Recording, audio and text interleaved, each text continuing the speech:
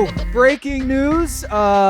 We just recorded, and now I gotta talk about this Anthony Davis trade. Of course, as we hit the finish button, Anthony Davis gets traded to the Washington Wizards. According to ESPN Shams Charania, the Wizards have acquired Anthony Davis along with Jaden Hardy, D'Angelo Russell, Dante Exum, and the Dallas Mavericks have received, get this, Chris Middleton, AJ Johnson, Malachi Branham, Marvin Bagley III, and 2 first-round picks. And if I'm a Dallas Mavericks fan, I would not blame you. If I'm talking to the Mavs fans right now, I would not blame you if you just gave up. Like, I wouldn't. You had a top 3 player in the NBA, went to the NBA Finals, and you had Luka Doncic, 25 years old, and now the trade last year has been parlayed into this poo-poo platter from the Washington Wizards, the worst team in the NBA. You are now sitting on a trade pile, the trade return from trading in his prime Luka Doncic, Max Christie, Chris Middleton, AJ Johnson, Malachi Branham, Marvin Bagley, a 2029 first-round pick from the Lakers, a 2026 first-round pick from OKC, meaning OKC's pick this year, which is going to be 30th or basically the worst first-round pick you could possibly have in this year's draft. You also have the 2030 first-round pick from Golden State that is top 20 protected, so it's going to be at best a back of the first-round draft and 3 future seconds. I'm sorry. What? You put Anthony Davis in a trade to go get Flotsam, basically to tank. Thank God for Cooper Flagg. I mean, if I'm a Mavs fan, I am apoplectic. I'm beside myself that this is the return for Luka Doncic. At least it's a clear indication that the Mavericks are tanking, that they're going to try to build around Cooper Flagg. They're not going to try to do this half measure with Anthony Davis. But good golly, Miss Molly. I just looked this up. Estimated plus minus, widely regarded as the best predictive measure of your all-in-one value in the NBA. The Lakers traded Max Christie and Anthony Davis, and that turned into Chris Middleton, AJ Johnson, Malachi Branham, Marvin Bagley. There is not a single player in that trade haul for Luka Doncic that is currently a top 150 player in the league. I'm going to repeat that. No one that the Mavs got back for Luka Doncic is considered a top 50, not even top 175 player in the NBA. Okay. Max Christie, 212. Chris Middleton, 193. Marvin Bagley, 279th in estimated plus minus. Just as a, did the Lakers get a top 100 player for Luka Doncic? The answer is no. And here is the rankings. 193rd for Chris Middleton, 212 for Max Christie, 279 for Marvin Bagley. Branham and AJ Johnson are a handful of the lowest valuable players in the league right now. AJ Johnson, drafted by the Milwaukee Bucks in the first round, couldn't wait to get rid of him. Moved to the Washington Wizards, who couldn't wait to get rid of him, and now he's a Dallas Mav. What an atrocity. Not barely a top 200 player for Luka Doncic. And those first-round picks are, at best, okay. Like, you got a first-round pick from the Lakers that could be the last 5 picks of the draft. Like, more likely than not, it's a bottom 10 pick in the draft instead of a top 10 pick in the draft. They might not get a lottery pick for Luka Doncic or a top 100 player. Embarrassing. Nico Harrison, that was the first sin, was trading Luka Doncic for a C+ package here. And unthinkable to trade a guy that your organization drafted and grew him into a top 3 pick, perennial MVP candidate in his prime, 25 years old. Just went to the NBA Finals, and you turn it into this. I don't want to hear it that Cooper Flagg was part of this trade package. He was not acquired as part of this deal. They did not acquire the pick that turned into Cooper Flagg for trading Luka Doncic. That was just a gift from the heavens. That was pure luck. That was going all in with a 2-7 offsuit and winning jackpot. It is a lottery of a lottery that you got Cooper Flag. That is not part of the calculus. It's not. For a Mavs fan, I get it. You got Cooper Flag, but the return for Luka Doncic was atrocious. And it's a new regime. It's not Nico Harrison. What this signals to me, can't believe I'm saying this. What this signals to me is that 2 years after being in the NBA Finals, the Dallas Mavericks are full on tanking. Full on. Right now, they've got some competition, right? Kyrie Irving might be out for this season. Okay. Cooper Flag, really good, might be rookie of the year, one of the best teenagers we've ever seen. Has the record for most points scored by a rookie. I can't believe we're sitting here saying that the return for Luka Doncic was Chris Middleton in the year 2026 and a bunch of picks. That's it. I'm stunned. Okay. Chris Middleton is 34 years old. Okay. And that's the jewel of this trade. Okay, you can talk yourself into Max Christie. Okay. Great shooter, shooting specialist. Okay. But this is embarrassing. Cooper Flag right now is the best player on the Mavs by far, and I just don't know, if you're a Mavs fan, what you can say at this point that you traded Luka Doncic for this. Cooper Flag was a side thing. It had nothing to do with the Luka Doncic trade. Wasn't part of the plan. So, the tanking. Let's talk about this. The Dallas Mavericks right now are in the 7th slot for the draft lottery in this upcoming draft. Utah is 3.5 games ahead of them at the 6th slot, and they just traded for Jaren Jackson Jr. Becomes very interesting. The Washington Wizards that you just traded Anthony Davis that said, yeah, Trae Young, we're good. We're good. We're not going to rush you back from this injury. I don't think you're going to see Anthony Davis moved or playing again for the Washington Wizards. Dallas could move up to 5. Dallas could move up to 6. I don't think they move up to 5 or anything closer than that with Cooper Flag on this roster. Milwaukee might be trading Giannis Antetokounmpo. They're a game back of Dallas in the Tankapalooza ranks. Memphis just traded Jaren Jackson Jr. and John Morant could be on the move as well.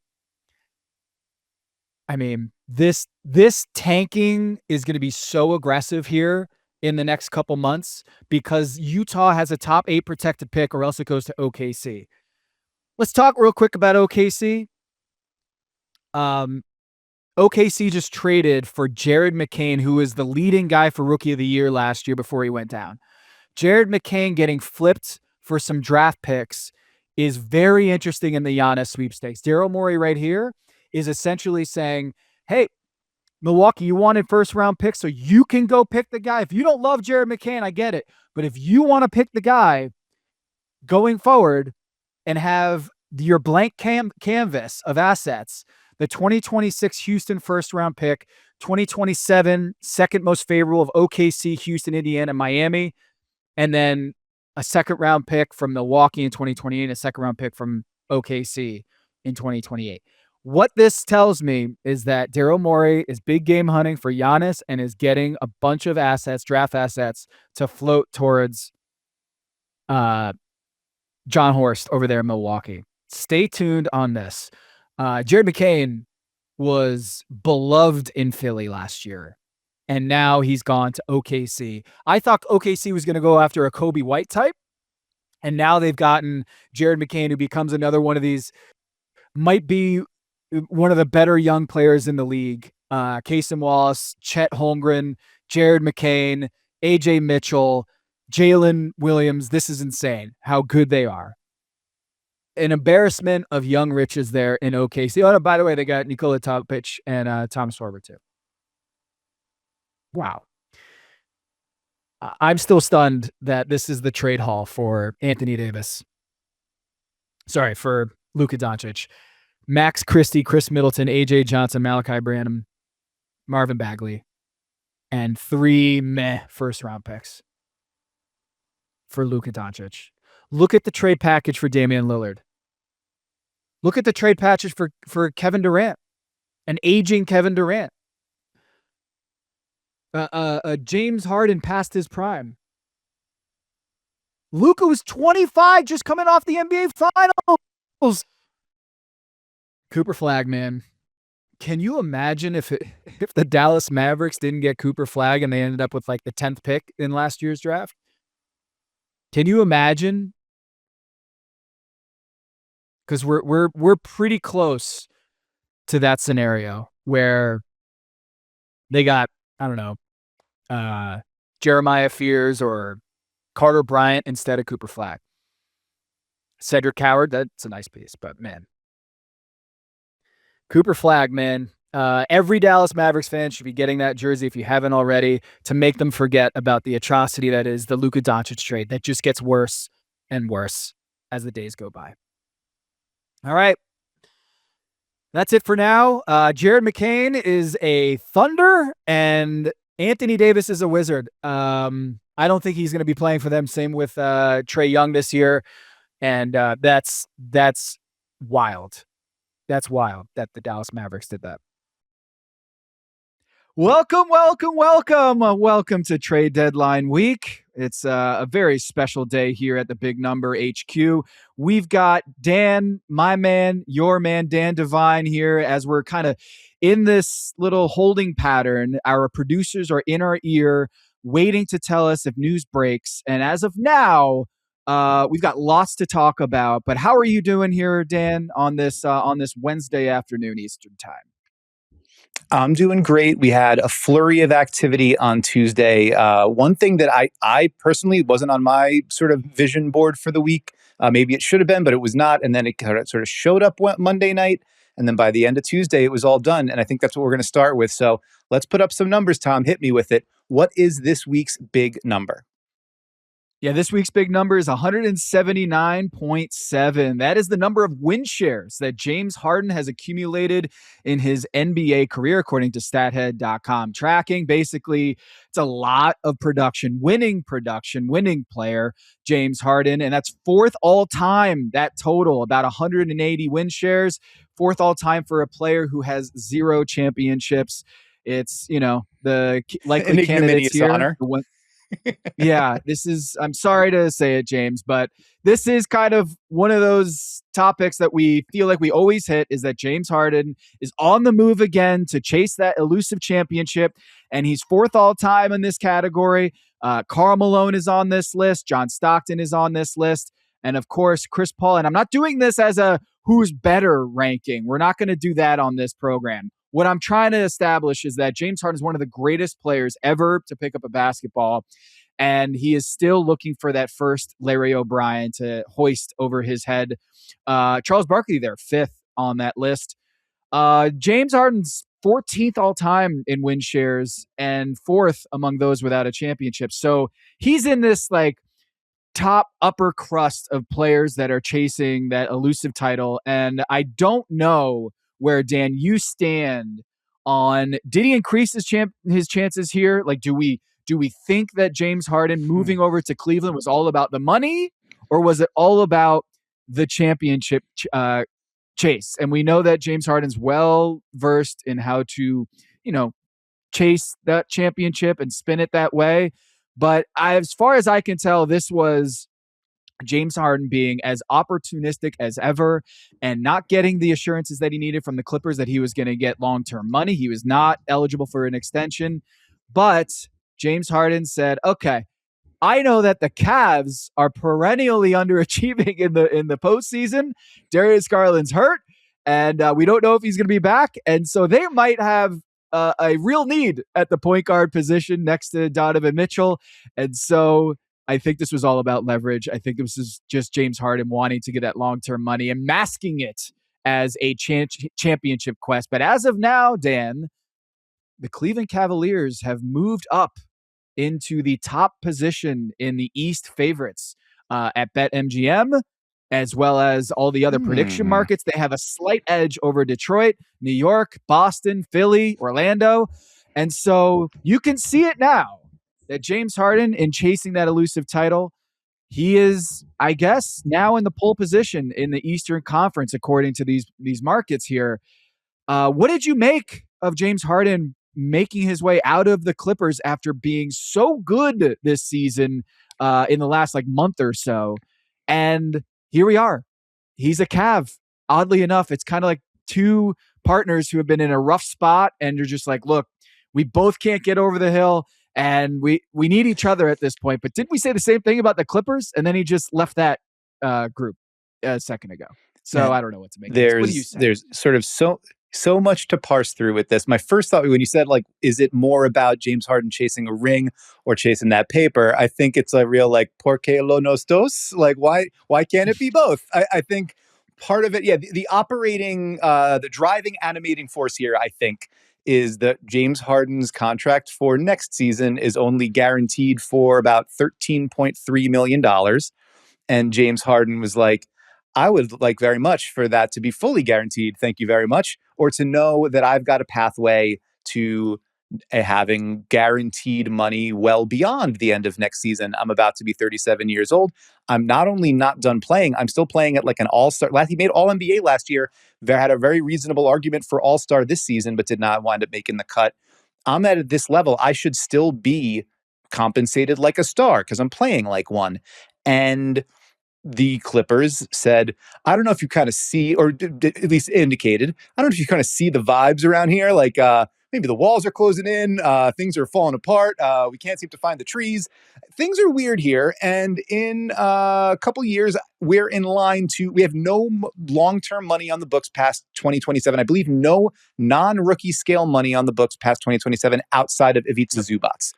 And so we're going to hit the reset button. That's the plan in 2027. And we are probably not going to want to have a 38, 39, 40-year-old point guard soaking up a lot of money during that process. So this is an opportunity. It's weird. Like of all of the James Harden divorces and Splitsvilles, this one seems to be the most amicable. Like, okay, I want to get paid for more for longer. We don't want to do that. All right, let's find a resolution. Please. And so by all, and it happens quickly and relatively without a relative lack of acrimony. With James Harden on the way out, giving an interview to Ramona Shelburne about how he feels like it was a great 2.5 years, and we just kind of we can have a relationship end without cracking each other. And I feel like every other city that James Harden was in before is like, oh, you can for real? I didn't know that. So that I think that's true. It is about the. I would imagine, without any sourced reporting here, in order for James Harden to get to Cleveland, he had to waive the veto rights he had over any deal, whereas a player on a 1 year, with one guaranteed year on his contract, he has like a limited version of a no trade clause due to his bird rights. Like if any player on a 1 year deal that doesn't have anything guaranteed past that can't be forced to be traded and then sacrifice their bird rights in the process. So you get a limited sort of no trade clause. He had to say, I'm all good. I want this trade. He also had to say, I don't want to be paid my 15% trade kicker, which would amount to about $2.3 million and would make the deal financially unable to happen because the Cavs are over the second apron and they can't take in more money than they send out. So he would wind up accounting for more on the salary cap than Darius Garland. So he had to say, I don't want that $2.3 million and I want to go to this place. Why would he do that? If I can get my Windhorse fingers out, why would he do that? And I think the implication is there will likely be a multi-year deal for James Harden coming at some point.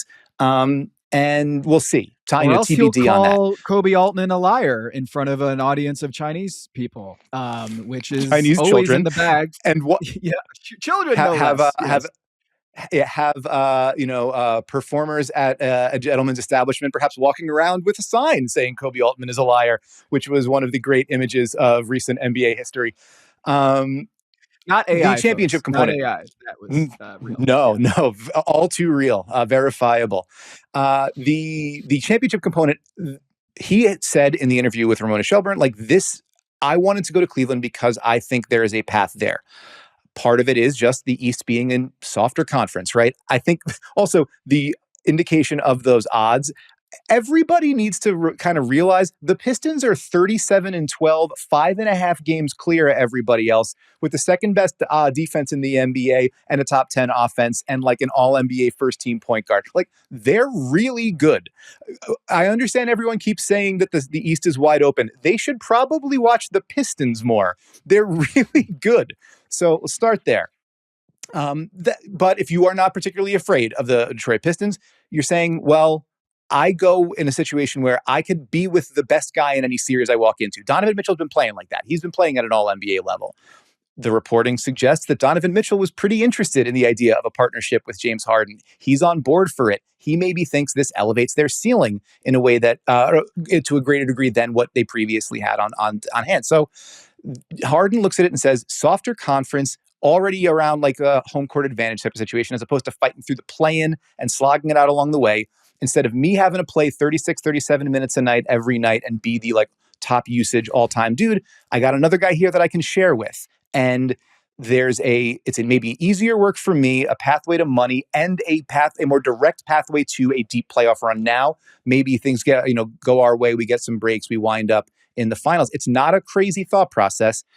There's some history for both Cleveland and James Harden that suggests getting past the second round of the playoffs isn't all that easy, but you can see the thought process there, and he kind of Euro-stepped his way through some boundaries to get to a place where he's going to be back in the playoffs. He's going to have an opportunity to show that he still is worth that kind of payday moving forward.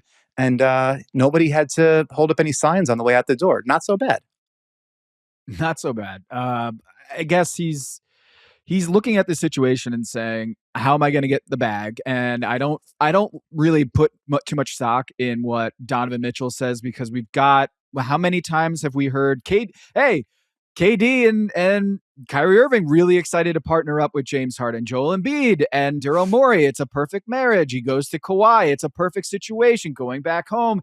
And within 2 years and change, he finds his way out of that situation. So we're doing this again. We're doing this again with the Cavs, with the James Harden situation, and we did this with the Clippers. It feels like Groundhog Day. I know we just had this yesterday or this week. I can't. Nothing. I don't know what day it is. You want to hear something, Dan?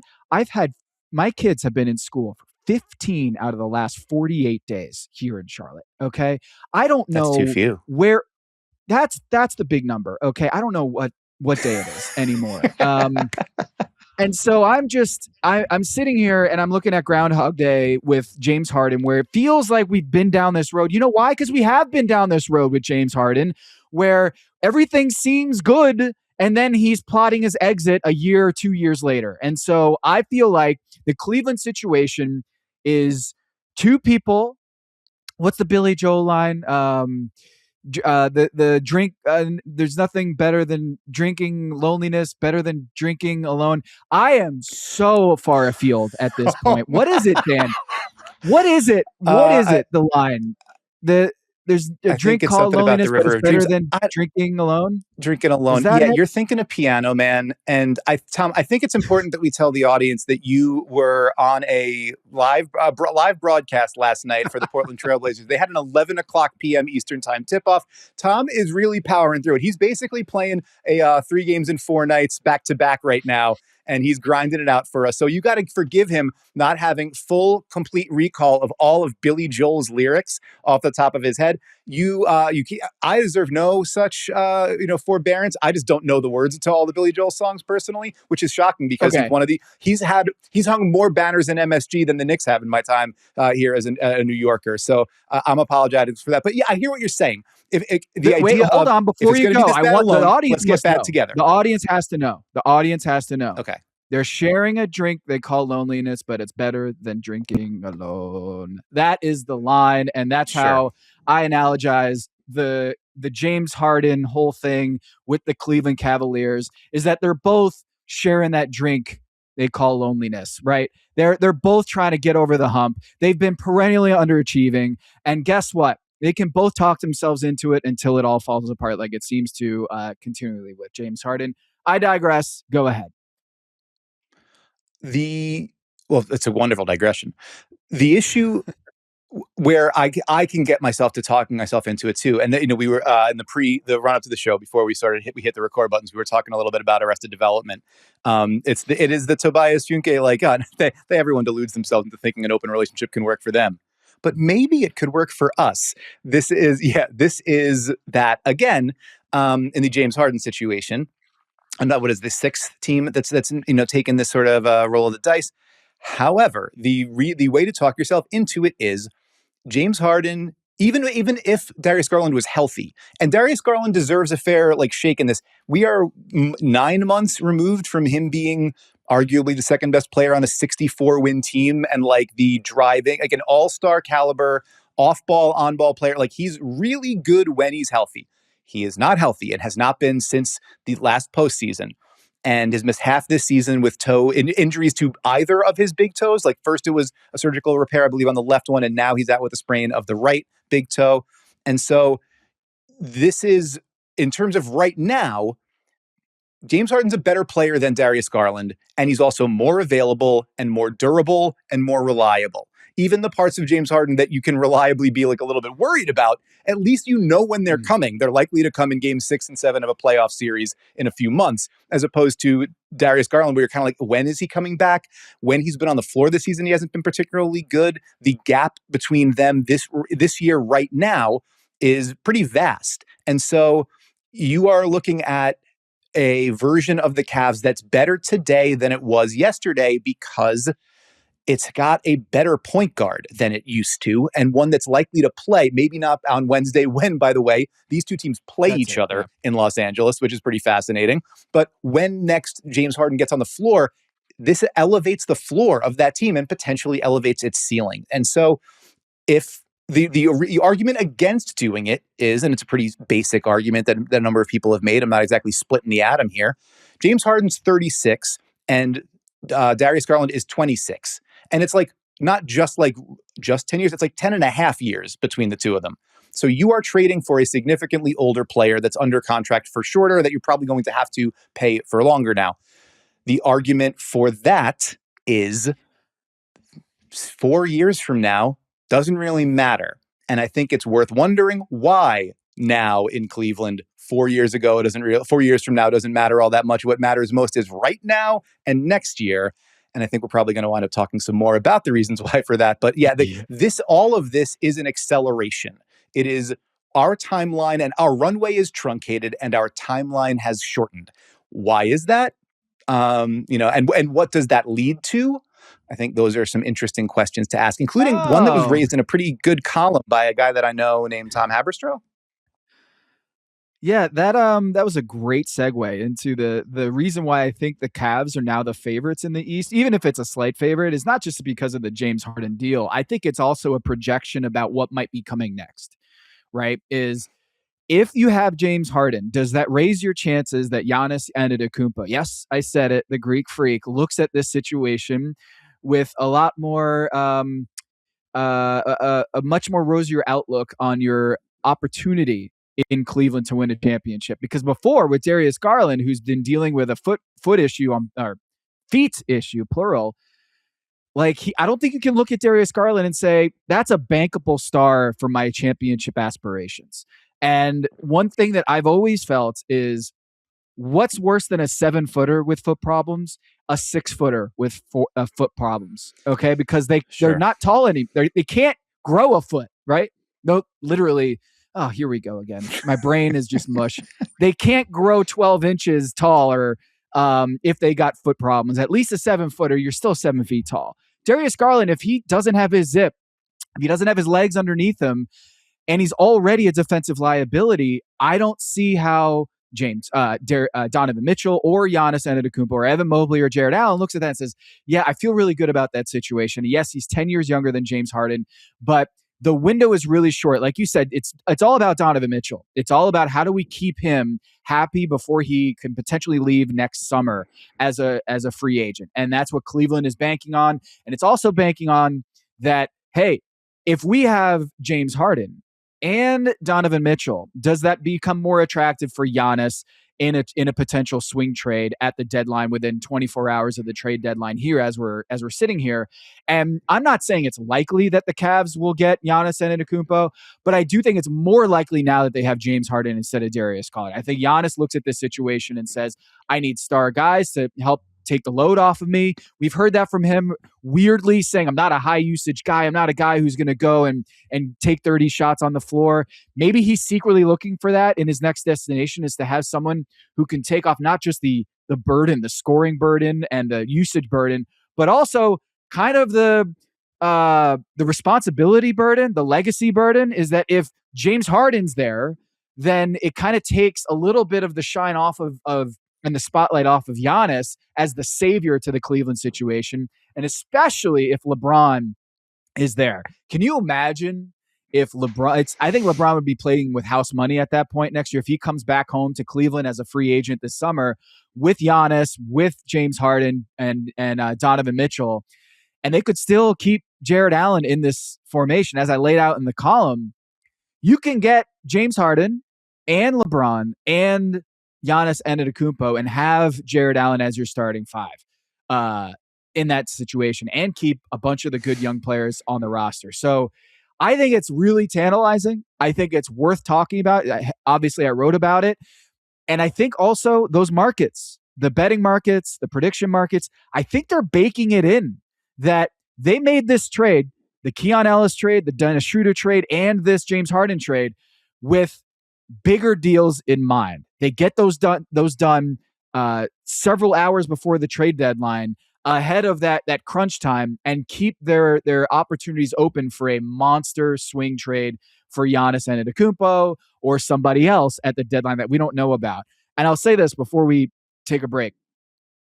I feel like this trade, the Darius Garland, James Harden trade, and the Triple J trade, Jaren Jackson Jr. going to Utah, I feel like that was a gift from the basketball gods, Dan. I feel like it was. We've been talking about Jonathan Kuminga and Giannis for so long and not getting anywhere and feeling like, can we just stop talking about this stuff and go move towards some new flesh? I want to talk about something new. Please, please.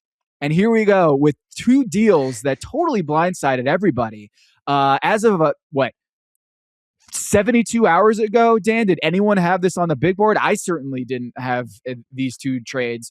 And so I'm actually very thankful for that. Yeah, there's a lot to enjoy about it. It's also very funny. I find myself before every trade deadline, because I wind up, you're writing reaction columns in the days leading up to it. I will wind up on Thursday writing a big honkin' winners and losers of the trade deadline column, which I do every year. So I try to track rumors and reporting like for each of the 30 teams in the days and weeks that are running up to the trade deadline. So I've got like a running Word doc of that's who knows how many links and thousands of words and whatever.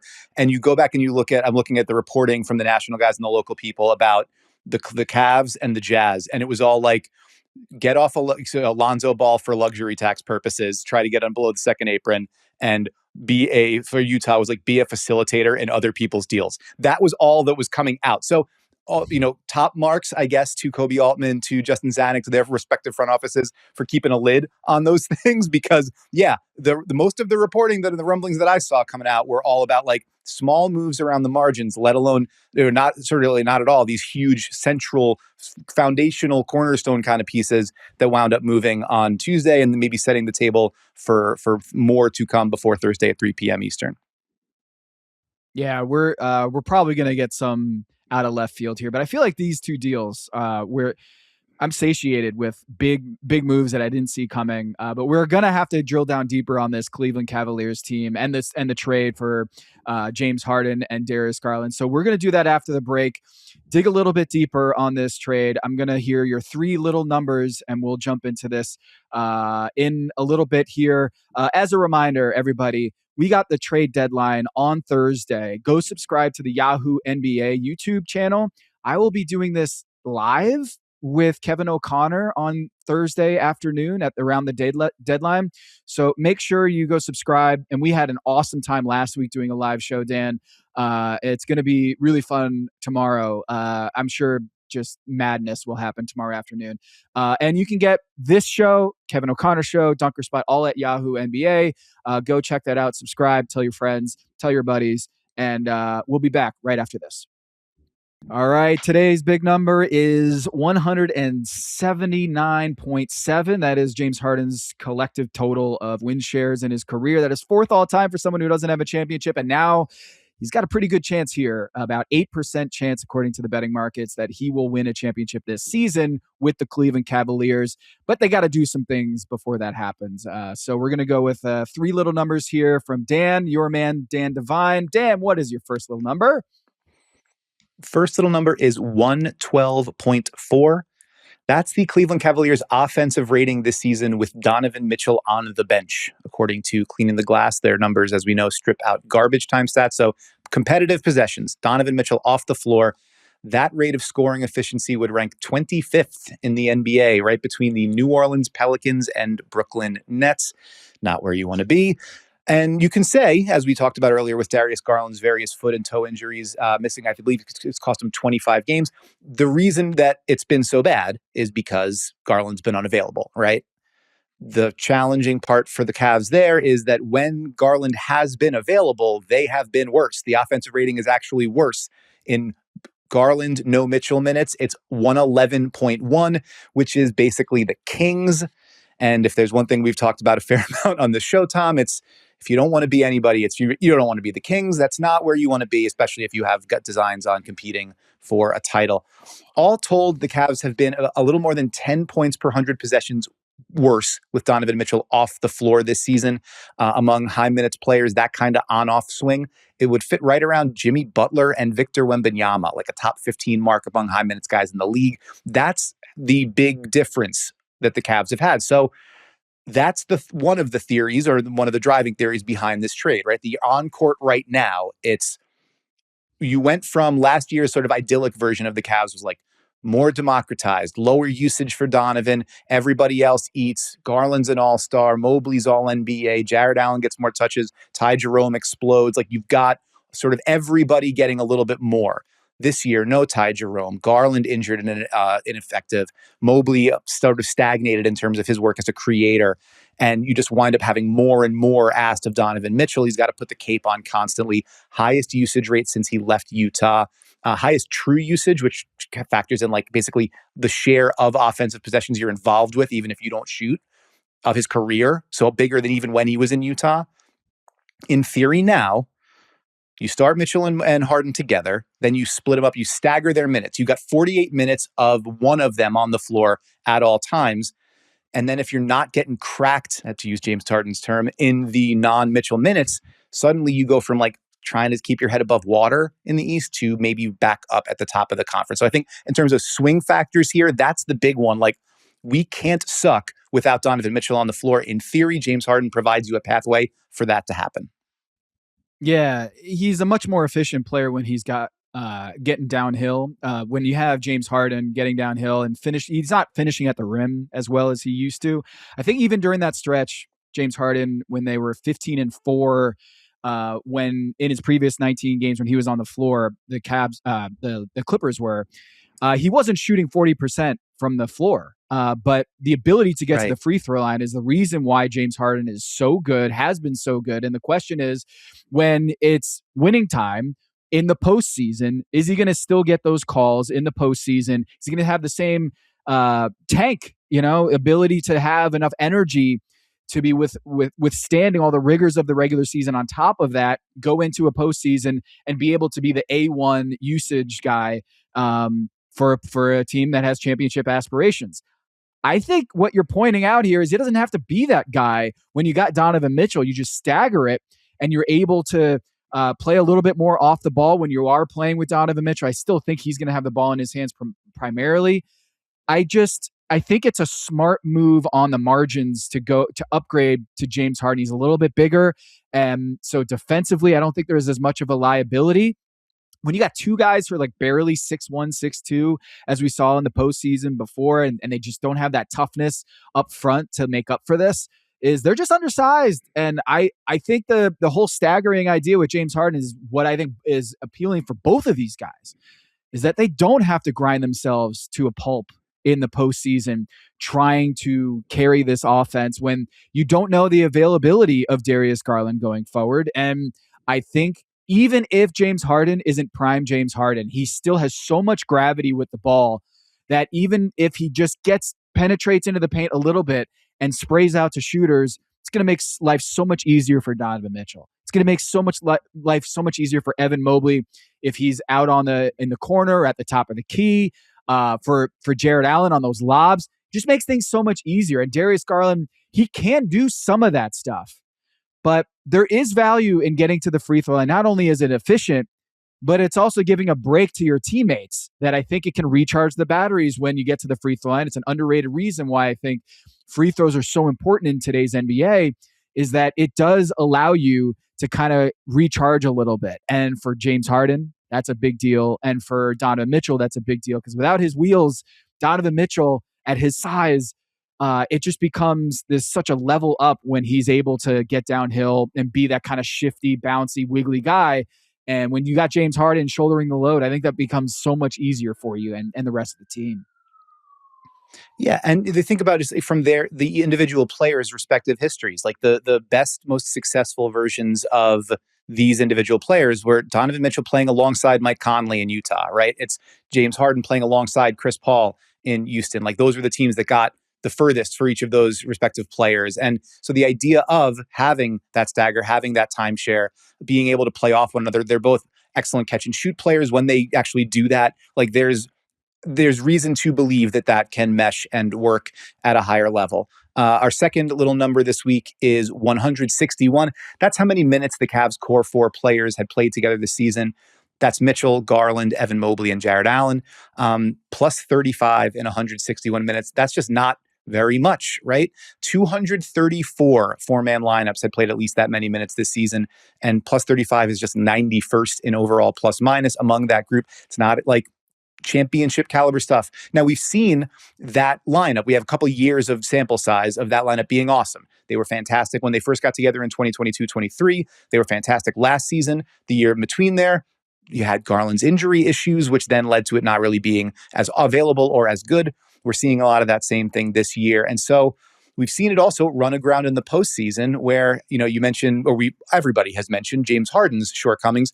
Maybe worth noting that Darius Garland in his postseason career, 17.3 points per game, 5.5 assists per game, 43, 34, 86 shooting splits, a 13 player efficiency rating. So like sub-average in those moments in the playoffs. So like if you are uncertain about the health, long-term or short-term health of Darius Garland's feet, how likely it is that he's going to be able to get back to that all-star level quickly. And you just kind of run out of patience for eventually we'll get everybody healthy. Eventually it'll start looking better.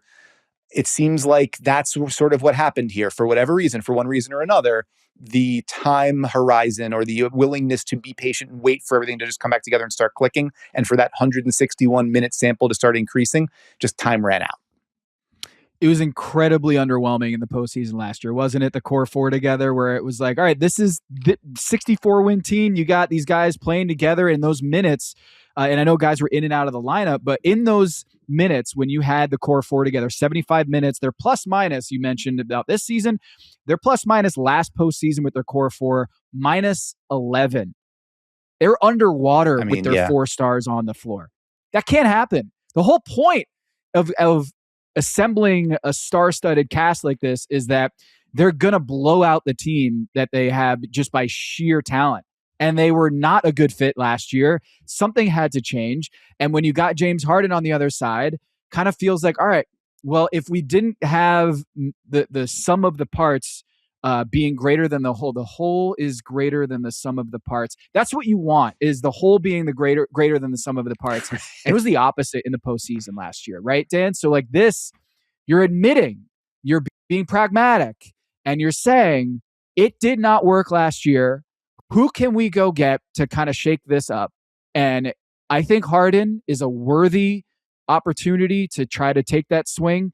And even if it doesn't land Giannis, or if it doesn't land an old friend, Lauri Markkanen, I don't think it's a bad idea to go switch out James Harden and see what you have. Because guess what? Last year and the year before that are two of the most disappointing postseason runs. And I know that James Harden's been like poster child for disappointing postseason runs, but like if you're worried about Donovan Mitchell, you got to do something because foot issues are not something you play around with. And James Harden, for what it's, we got to be honest here, he's been super available for the Clippers the last few years. So he might be 36, but Darius Garland, the way he's been looking lately, he looks like the 36-year-old, and James Harden looks like the 26-year-old. Yeah. And, I say for one reason or another, and we talk about what might be motivating this, that's going to bring us to our third and final little number. It's not a little number, it's a pretty big one. 53,817,156. That's how many dollars Donovan Mitchell is owed on the player option that he holds in his contract for the 2027-28 season. He is also eligible for a contract extension this summer. If he were to signal that he has no interest in a contract extension, and if he were to signal that he would be interested in declining that player option for 2027, he could wind up being an unrestricted free agent in 2027 at age 31. That probably winds up being the belle of the ball in free agency, or at least one of the most sought after players there.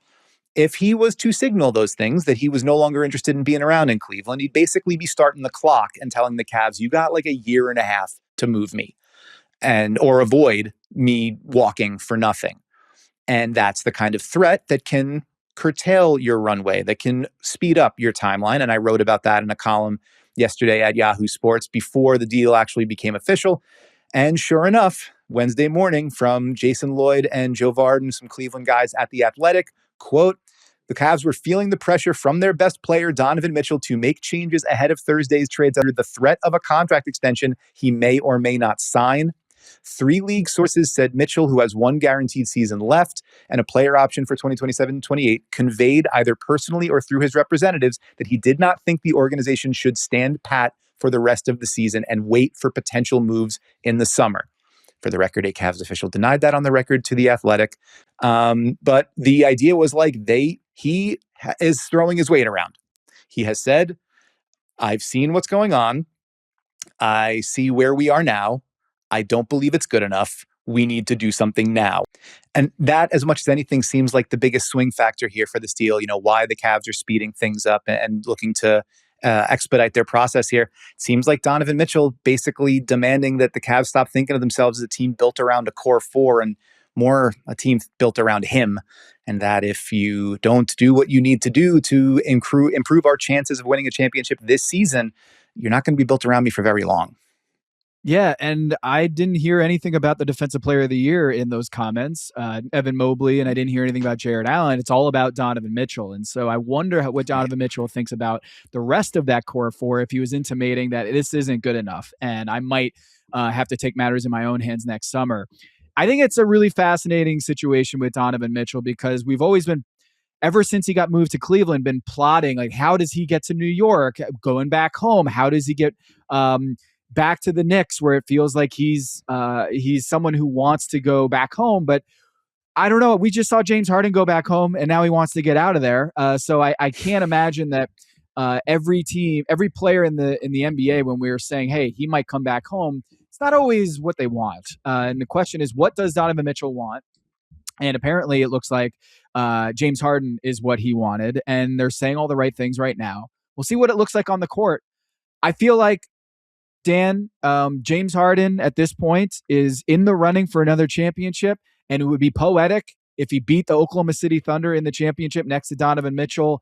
Of course, that would be an amazing pie in the sky scenario for the Cavs. They're able to win a championship this season without LeBron James. I don't think he's coming yet. I suspect it's something that might happen this offseason as a free agent. And I outlined it there is, LeBron is a free agent this summer. Does he take a discount to go play with Donovan Mitchell? Is that what Donovan Mitchell wants? And ultimately, if Donovan Mitchell doesn't want that, what do the Cavs do in that scenario, Dad? Donovan Mitchell, hey, how do you feel about LeBron coming back home for his farewell tour? And if Donovan Mitchell's like, I actually don't feel like that's a great situation for me, does that actually change the calculus for the Cavs? We don't know what that is. We didn't know 3 days ago, and all of a sudden we're hearing now the Cavs felt like they needed to make a move, moving away from Darius Garland to go get James Harden. And I will just point this out before we move on to Triple J and all the other deals. James Harden has been in this position before where he's entering the postseason as this, slight favorite or the pole position to win the Eastern Conference or win his conference. Right now, I think the total is 1.5 expected titles based on the postseason odds right before the playoffs begin. So if you look at sportsoddshistory.com, James Harden has had 150% basically cumulative implied odds on winning the championship. If you add up all of the postseason runs, his best opportunity was the 21 Nets, then the 2018 Rockets, and of course, coming off the bench in the Big Three in OKC in 2012, going against the Miami Heat. In 2012, they had a 22% chance of winning the title entering the postseason. And this iteration, as you see there, 2026 has a 7.7% chance, according to BetMGM implied odds. Donovan Mitchell, that's why you do this move, is before the James Harden trade, it was not that high. And now after this James Harden trade, you're essentially going win now. I know Darius Garland is 10 years younger than James Harden, but we can't rely on Darius Garland to get healthy in time for Donovan Mitchell to feel great about getting that player option done, taking that player option, or taking the contract extension. Really interesting quote from that executive saying people don't realize the Cavs are in the same position with Donovan as the Bucks are with Giannis. So in a way, this is, if we're taking that metaphor, this is the Bucks going to get Damian Lillard. Maybe not going as all in on Damian Lillard a couple years ago, but it's essentially the same move. Is we're trying to find ways to keep Giannis in happy, contending for titles. And in the Cleveland Cavaliers case, it's in the form of James Harden, not peak Damian Lillard. Definitely not peak James Harden. So we'll see if this gets done, that they're able to go and get to the NBA Finals. It's open. As you said at the top, Detroit, they are awesome this year. On the other side, it's like they haven't been to the past the first round in almost 20 years. So if you're looking at this and saying the door is open, James Harden's going to beat down that door for the first time as a lead guy getting to the NBA Finals since 2012. You look at all the other situations, Dan, and you can pick apart why the Knicks might not have the best odds at getting to the champ. They don't have the strongest pathway. The Pistons don't have the strongest pathway. And so I understand why Kobe Altman is like, not only does this keep Donovan Mitchell reportedly happy, but we have as good a chance as anybody to do this thing. And I don't blame him with Jason Tatum saying, I'm not really sure if I'm coming back. And then Giannis situation in Milwaukee. I kind of feel like they didn't have many cards to play, and this is a pretty good one. Yeah, it puts them in position. I mean, it certainly improves their team this season, because I don't know what you could expect from Darius Garland on the other side of the All-Star break whenever he is able to come back. I think you know what you can expect from James Harden, generally speaking. And we've seen him run hot after he gets to a new team, be able to establish his value. I mean, he wants to make sure everybody knows that he deserves that next deal. And I think we've also seen James Harden, for all the high usage, all the, high touches, all that kind of stuff. We've seen him be the table setter. Yeah, like we all laughed at the idea of him coming in and saying to the Cleveland or to the Clippers and saying, "I am the system." He's a pretty damn good offensive system, generally speaking, and he's made it work next to all kinds of different offensive players and had high-end offenses wherever he's gone. I think that's the bet here in Cleveland. The best version of the Cavs were the best offense in the NBA. They've been closer to 8th or 9th for most of this season. This is a bet that if you are upgrading from Garland to Harden, you're going to get higher up in those standings. You're going to give yourself a better chance at outscoring the other guys. And you're also going to have one fewer sort of small guard vulnerability on the defensive end. Not like James Harden's going to lock anybody down, but a little harder to hunt a 6'5" guy. And so I think all those things are baked in because it's this year. And then, Donovan Mitchell sees what he sees before he gets to the summertime and makes some choices. We got to get busy living right now. And the James Harden deal is the Cavs doing that. Yeah. Just want to know where James Harden is going to go when he's 38 and plot his exit. So that's not for today. That's for 2 years. And honestly, the Cavs are probably like, whatever. We'll deal with that when it comes. We want to win Sure. now because we got Donovan Mitchell, a Giannis situation with our own Donovan Mitchell here. So we got lots more to talk about with Giannis and with Jaren Jackson Jr. going to Utah, a big stunner there. We're going to talk about all those right after the break. All right, so that was a lot on James Harden and Darius Garland. We'll see what the Cavs do next, and does it involve Giannis Antetokounmpo? We'll see. As you can read over at yahoosports.com, the column I wrote yesterday was pie in the sky scenario for the Cavs. Can they get both Giannis and James Harden at the deadline? Well, step one of that, getting James Harden's already done. Giannis, we'll see. And he just did a little media tour. He was on the phone with Eric Name and Jim Ozarski of the Milwaukee Journal-Sentinel. Jim had this one-on-one exclusive with Giannis Antetokounmpo, and then Eric Name apparently got a one-on-one with Giannis Antetokounmpo because he felt bad about giving it to one reporter. And Giannis is a sweetheart, and you could see how he's like, I don't want to leave here. I don't want to make this trade demand. All these people mean so much to me over the years, and winning a championship here. I kind of felt like this was almost like taking a page out of the New York Post or the whatever it is, and just saying like, love my city, love you guys, and wanted to get this time with the reporters. Maybe that's me being a cynic, but it felt like to me that Giannis was trying to have his own words, get on the record with the local paper, the local writers, and say how he really feels about the city with a coded, like, I don't really want to talk about the front office and the team. I just want to talk about my love for Milwaukee. Dan, really heartfelt words from Giannis in these stories. You can go check them out at The Athletic and the Milwaukee Journal-Sentinel. What was your takeaway of Giannis in the last 24 hours doing this media blitz to tell everybody how he feels about the situation? Yeah, it came also after he did like an on-court shooting workout ahead of the Bucks' last game. It's like you've noted on the show, we never got an official timeline from the Bucks on when Giannis's calf strain might be, when the expectation for his return would be, when they would be an update on it. Giannis himself diagnosed it as a 4 to 6 week injury, but has also like communicated he wants to come back and play. He's not gonna just go sit out. So I think some people read him getting out there on the floor before the game as like a little bit of a pressure, like, yep, I'm working on coming back and I'm going to be on the floor. So get your offers in, or like, hey, Bucks, if you are planning to just tank and try to sit me down and tank it out, I'm going to play. You're absolutely right to highlight the emotional component of this. I think we are sometimes, because we have to think about these things in the context of team building and asset management. And the job of an NBA executive is to try to win the NBA championship. And what moves do we make to try to get ourselves closer to that?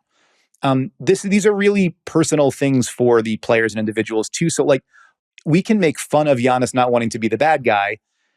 Giannis has been in Milwaukee as long as he's been anywhere else in his life. He's been his entire adulthood there. He got there at age 18. He's 31 years old with a wife and family there now. And like the idea of, I've been at, like, this place has been everything to me. I've gotten to like live my dreams here. And now it's time for me to go someplace else. Like I can empathize very much with why that is a difficult thing, why he might not want to be the guy who says, actually just get me out of here. It does seem like what he's setting up in these conversations is like a circle that can't be squared. I only want to be here, deep in my heart. I want to be I want to be a Buck forever, and I want to retire a Buck, and I want to win championships here. And I want to know that we're trying to do that. And the Bucks have done everything that they can for years, right, to try to make that happen around Giannis. And now it's just sort of at a place where the cupboard is damn near empty. And I don't know what kind of rabbit John Horst might have left to pull out of his hat to get Giannis back to that sort of situation. Giannis intimated to Eric Name that like if the Bucks were this summer, if they could convince him that they would be able to be back in the championship contention conversation this summer, then he'd like 1,000% be like, yeah, cool, I'm staying. That's a difficult thing to do given what the Bucks have on hand. I thought it was interesting, the parts of Giannis talking, especially to Jim Ozarski, where he's like, I've seen the love of the people and what they wish for me. If that's not the case, and people have different agendas within our own team, something's got to change. I want to be a Milwaukee Buck until I retire and win a championship here. If that's not possible to happen, and if then you realize maybe that's not the case, and maybe they're looking elsewhere, and that's not what they're trying to do, then you have to be in the plans of what they're trying to do. I know what my goal is. I don't know what their goal is. He asks Jim Ozarski, ask them, meaning the ownership and front office, what's your goal? What do you want to do? They might want to reveal. They might even want to sell. They might want to do some other things. Maybe. I don't know. I thought that was all really interesting. And maybe that's just a smoke bomb. And then you run away. But it seemed to me like that was a through line here in the comments. Like, yes, all of the comments about like me and what do I want to do and am I going to try to, shoot my way out of town. Maybe ask them if they don't want to try to win anymore, if they don't want to try to compete anymore, if they've reached a point where they're like, we have hit the end of the line and we have to think about what comes next. A shift of responsibility, a shift of potential blame, whatever. It didn't necessarily make me think anything different about the situation, but I thought that was notable. And I think that, I do think Giannis speaks earnestly about the way he feels about Milwaukee. I think it's just we're talking about two difficult things to put together and make happen all in one spot. I don't want to be the bad guy, and I'm not saying who the bad guy is, but they might be having some different agendas, and I don't know what they might want to do going forward. I'm not going to say who the bad guy is, but that might be the bad guy right over there with the big FO on their chest. Yeah, I think that's what he's doing here is he's kind of passive aggressively suggesting that the Milwaukee Bucks want to rebuild, they want to tank, they want to turn the page, and he is out here physically trying to prove to everybody out on the court that he's trying to get back. And I think what he's doing is earnestly trying to come back, but also putting the medical team, and with Doc Rivers' quotes after the calf injury, having no timetable and saying, yeah, Giannis is right, but we have no timetable for his return. I feel like Giannis is trying to point them, the medical team or the front office or whomever, as the one who's trying to hold me back from playing. It's a weird situation. There's so much that's weird about this. It's the state of affairs, not just in the NBA, but with Darren Peterson and Kansas. A lot of people are using these injuries, and it's very awkward. It's a very awkward thing for the medical team, the coaching staff. Everyone is dancing around this issue of how legit and severe is this injury, and who are the second, third, fourth opinions in this stuff. And it gets all this gray area is really challenging for teams to manage. And I think it is the case for Milwaukee because they have a huge incentive to lose as many games as possible going forward with this draft class. I mentioned Darren Peterson, AJ Debonsa. We got to talk about it. This Jaren Jackson Jr. trade is as big of a stunner and a surprise as I've had covering this league. And here's why. The Utah Jazz, like the Milwaukee Bucks, are right on that cusp of having a really good shot at a franchise changing prospect, top 4 pick. They're right on the cusp. Right now, the standings are Utah is at number 6, Milwaukee is at number 8, and in between them is Dallas, and then tied with 8 with Milwaukee is the Memphis Grizzlies at 19 and 29. The difference between 6 and 9, Dan, is massive. Massive. When they flatten the lottery odds, this is where all the action is going to be, is right around 6 to 9. And this, coincidentally, is where Milwaukee, and what Giannis is kind of hinting at, is that Milwaukee might have other plans than to try to win as many games going forward and having the most out of this roster. And the Utah Jazz just swung for Jaren Jackson Jr. in a year in which AJ Debonsa, who's over there in Provo, is playing for BYU and has, close ties with people in the Utah Jazz organization just by close proximity of being the biggest star in Utah since Keith Van Horn. Like who would be the closest one to AJ Debonsa and what he's doing this season? And they're making a play for one of the better big men in the NBA with a big contract that just signed a big extension. It is so confusing to me. Like, are they on tilt?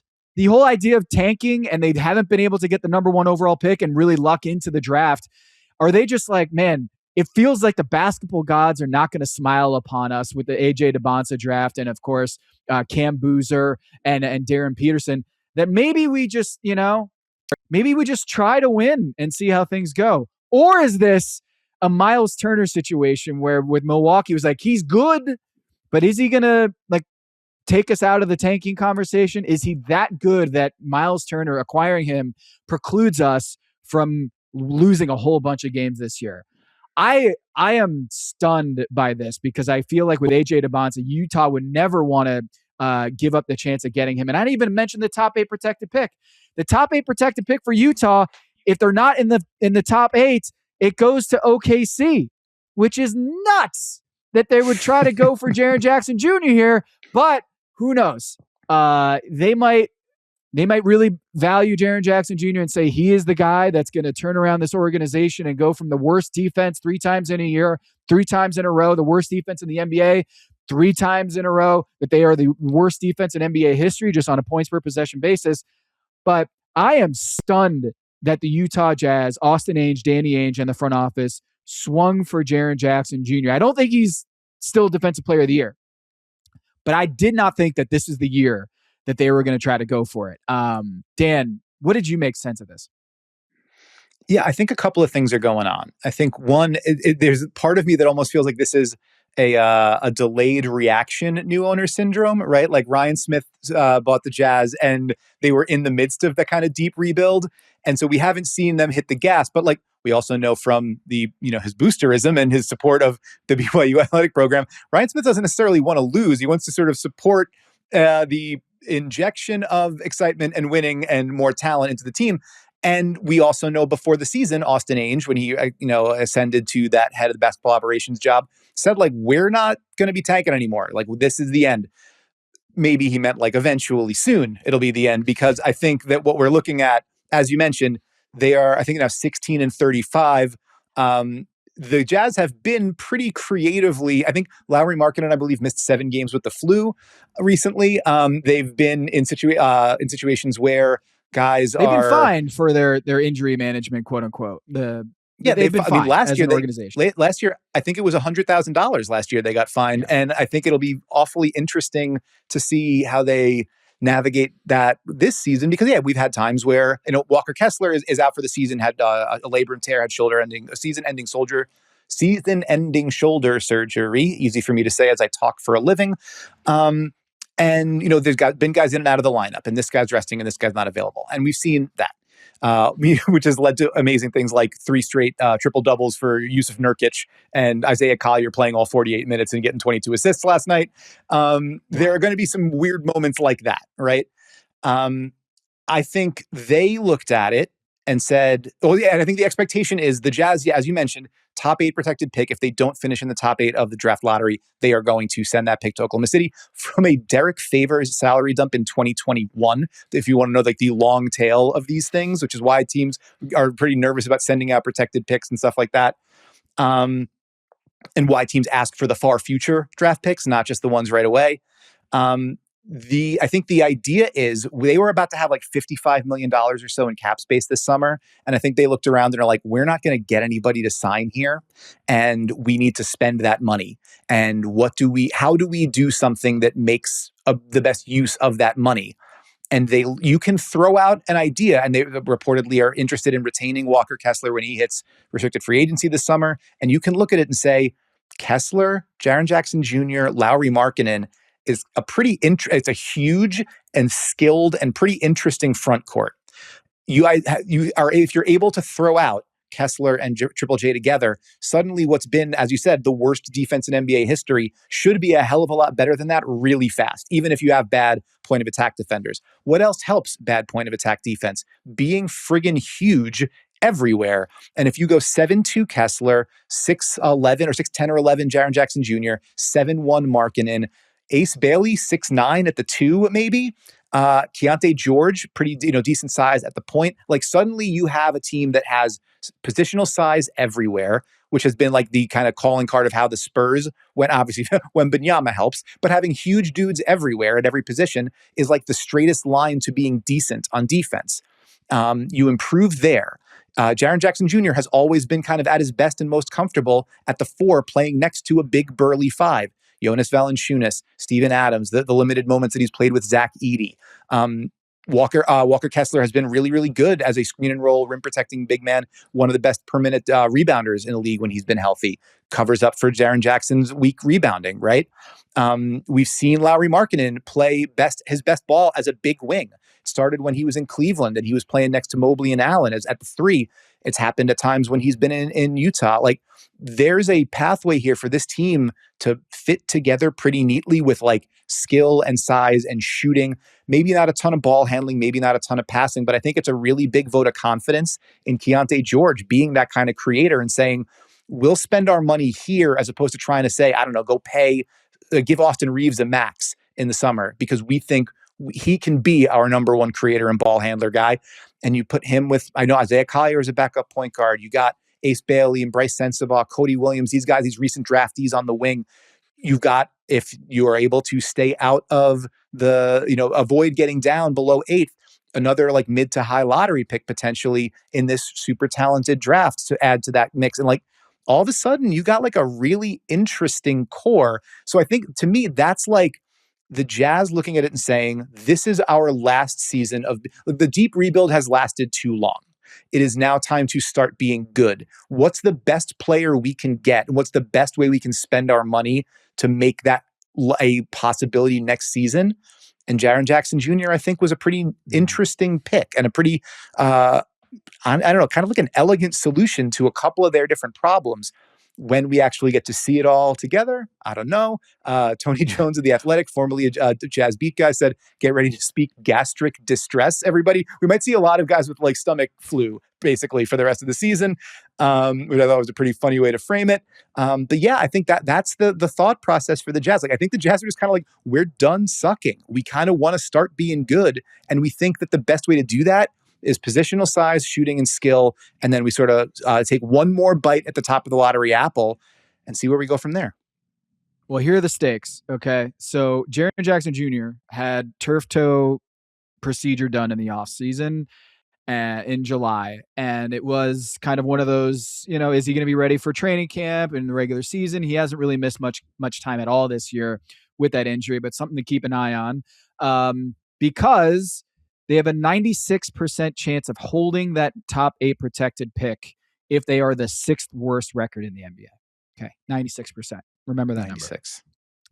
Number. At the number 7th slot, you have a 86% chance of holding on to that top 8 protected pick. At the number 8th slot, you go from not 96%, not 86%, but 58% if two teams jump you. Say Memphis or Milwaukee or Dallas if 2 of those 3 teams jump you in the standings, as we're seeing it now, you have 16-35 Utah, Dallas at 19-31, 3.5 games back, and Memphis at 19-29 just traded you Jaren Jackson Jr. If you fall to number 8, you basically are at a coin flip of holding that pick in an AJ DeBonsa, Darren Peterson, and Cam Boozer draft. If you are at number 9, let's say all 3 of those teams, Dallas and Memphis, and I'm just saying from 6 to 9, if you go from 6 to 9, those 2 teams jump you, you're looking at 23%. Okay. 23% chance at losing or holding that pick. So you go from 96 to 86 to 58% to 23%. And so the worst case scenario here is that in a weird conundrum for the NBA, not just the Utah Jazz, is that Jaren Jackson Jr., by trading for that guy, you're almost losing the opportunity to get the franchise cornerstone in Darren Peterson, AJ DeBonsa, and having a good chance at that.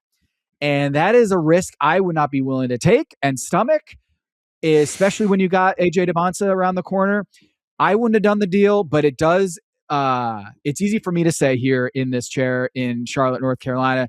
Probably not easy for Will Hardy to sit there and say, yeah, I'm continually happy to be a 16-35 team and winning 25 games and having no defensive talent on my team. You get a former defensive player of the year who's not in his prime. He hasn't been that guy in a few years, but it gives him an opportunity to drop some X's and O's and actually program a defense that you feel pretty good about going forward. I just worry that he might be too good for them to hold on to that pick, but it's going to be very interesting, as Tony Jones pointed out. You're probably going to see some weird sicknesses, illnesses, injuries going forward. But the NBA absolutely does not want that. We saw this with the Dallas Mavericks, and they're talking about how to fix this, the top 8 protected pick and the extreme tanking incentive with those top 8, top 4 protected picks. The NBA is trying to get rid of this, and we'll see if Utah, how aggressive they are or how creative they are in skirting that, because going from 96% odds of keeping that pick to 23% odds, that is a tough pill to swallow. Yeah, and I mean, listen, the NBA can say they're looking at this all they want. This is the system as it exists right now, and the job of an NBA executive is to figure out how to move within the system as it exists right now. And so, like, and if I'm Ryan Smith and I'm worth, however much money I'm worth, find me $100,000 again. But if it puts me in position to field one of the, get his AJ DeBanto or one of those other guys and field this roster next year, and suddenly go from being like the one of the worst teams in the NBA for 4 years running to, I mean, that roster could get you back into play-in or even play-off contention, even in a tough West. We've seen what the play-in situation looks like in the West. It's not that hard to get up there if you actually want to. And I think this indicates that the Jazz actually want to. Can I give you one little number about this that's fun for me personally? Yeah. The Jazz, as bad as they've been for the last 4 years, they've had 2,703 minutes with Walker Kessler and Lauri Markkanen together on the floor in that span. In that time, they're plus 21.